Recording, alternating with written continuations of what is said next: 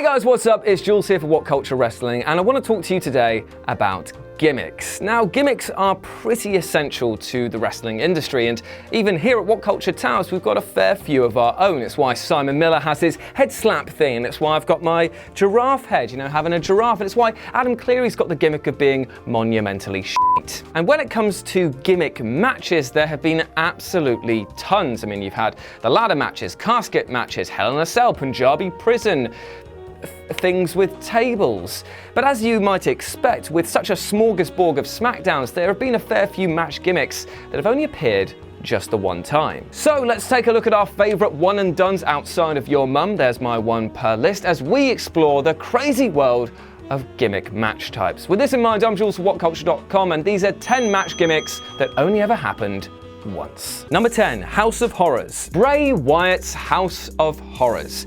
It was technically different enough from the compound that he and his family beat up the New Day in a few years prior to this match, and was legally different enough from Matt Hardy's mansion, and was the Bayou Boy Bray Wyatt's choice of location when facing off against Randy Orton. This match stunk. While containing a fair few spots, it didn't live up to any of the strange hype built towards it, and it ended in the pair duking it out in an actual ring at Payback. It was an odd play and clearly designed to draw people in with the wacky premise, but all it really served to do was alienate everyone watching. Number 9, San Francisco 49ers match. WCW, and if you're to believe online reports, Vince Russo absolutely loved gimmick matches. If it could be put on a poll, it was put on a poll.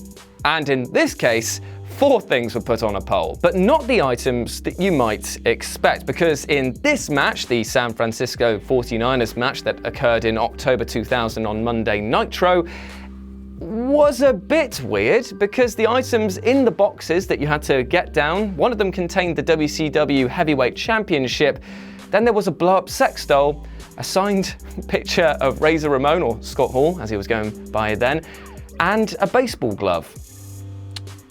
Yeah, I don't get it either. Thank Christ this match never happened again, not only because the concept was bonkers, but because the box holding the championship fell out, and therefore the ring attendee was technically the champion, not Booker. Number 8, the Asylum match. Oh, Dean Ambrose is crazy, isn't he? I mean, he's mad. Look at his hairline and his crazy move, the wacky line, and the fact he plays with hot dogs. And he has a double-arm DDT, which reminds you only that there's another person who uses a double-arm DDT as his finisher who's much more insane than he is and will ever be. Anyway, not the point. He was insane enough to get his own gimmick match called the Asylum match. Taking on Y2J, the pair were locked in a cage that had a roof and objects hanging from it which they could take down and batter the ever-loving crap out of each other with. Sounds great in premise, right? Well, there is a bit of a problem with a match like that, in that you have to watch them struggle to get their stuff down in order to beat somebody with. Kind of removes a bit of the impact. And speaking of impact, people definitely compared this match to something that was going on in TNA. In fact, many would argue that the Lethal Lockdown, TNA's version of this, was much better than the Asylum match because it contained 2 teams of 2, which meant that some wrestling could be going on the ground while the other people scrambled for the objects. What we got, though, was a much slower and more laboured affair. Number 7, the Duchess of Queensbury rules match. Now, the Duchess of Queensbury rules match relied heavily on the principle of comedy, and luckily you had 2 people that actually worked really well under this circumstance. You had Y2J, again a fantastic heel comedian when he needs to be, and William Regal. And these 2 had their tussle under the watchful eye of the Duchess of Queensbury. And the brilliance, the actual comedy of this match came from the fact that she was the only one who knew the rules. For example, when Y2J went for a pin, she informed him that the round had expired, and then when he tried to get William Regal to tap out, she said that tap outs don't count. It was incredibly dumb by any stretch of the imagination, but it worked so well because the 2 men believed, they sold the fact that this was actually going to be a pure wrestling match.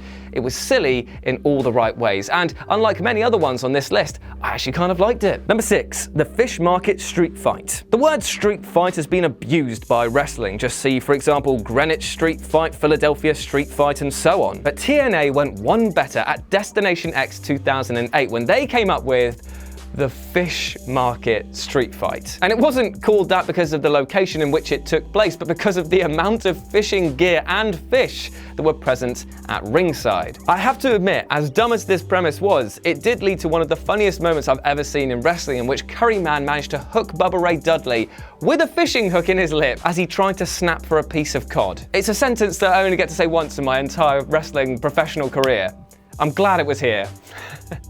Number 5, biker chain match. Now, the Undertaker's gimmick matches, much like the man himself, tend to stick around a fair old while. I mean, the casket match is pretty much synonymous with him, and he didn't even create it. But the biker chain match, in which he went up against Brock Lesnar in 2003, was just a one-and-done affair, but not because the match itself was terrible, but actually because he was about to undergo a radical image change once more. But it's not like we're missing much in its absence. The match was okay at best. I mean, this is really the problem with honor pole matches in general. You know that nothing's going to happen until they take the object down, and as soon as the object is down, the final bell is coming pretty quickly. Number 4, blindfold steel cage match. Now, TNA has gotten a fair few things wrong in the wrestling industry. I know we point quite a few of them out, but Lockdown, which is a pay-per-view that basically contains a 6 sides of steel match in all matches on the evening, by public consent is pretty top-notch.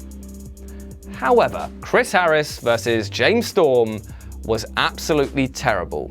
Not because of their actual wrestling, but because of the fact that both men were blindfolded. It was not compelling in the slightest to see these two bumble about blindfolded in the steel cage. And even when they did finally manage to grab a grope and actually start doing the proper graps, it moved at the same pace as a snail. This was meant to be a grudge match between the stars of America's Most Wanted. So what you've really got to understand is they broke up one of TNA's best tag teams for this. No. You're having a giraffe, mate. Number 3, good housekeeping match. So this was another variant of the street fight match gimmick, but this time you were only allowed to use weapons that you'd find lying around the house, like a broom or a vacuum cleaner, or a spiked bat, depending on where you live. This match, according to online reports, was dreamed up by Vince McMahon to humiliate Jeff Jarrett, who was leaving the WWF at the time to start TNA. Basically, it was designed to pull him through the mud, make him lose his title, and lose to China.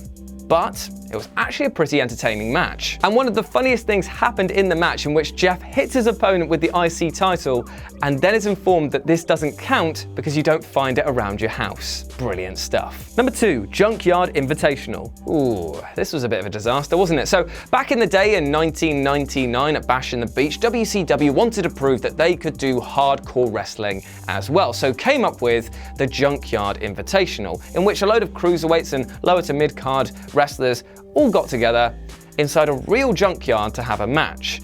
The rules were pretty simple. You just had to be the first to escape. But the problem is that this was a real junkyard, so loads of them got hurt, including Finlay, who became the actual winner. And the real big problem with this is that people had paid in the arena to see a live spectacle, not something that had been pre-recorded. So basically it suffered from the same situation as the House of Horrors that we discussed earlier. And number 1, the Kennel from Hell match. To borrow a phrase from Michael Cole, oh my.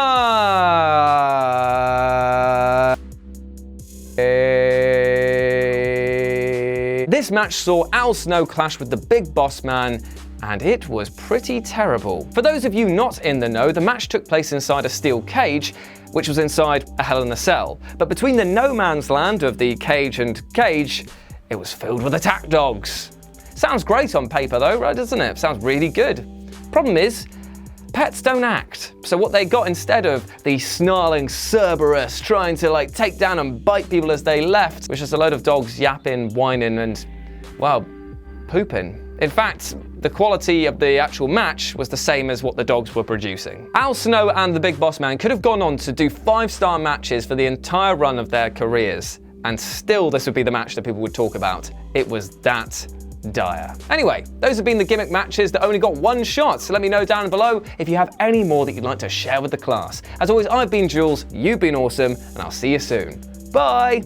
Hey guys, thanks for watching the video. Don't forget to subscribe below, and if you're looking for more content like this, then try a few things that are floating about around my ears. It might be fun. I can't promise it though, but it might be.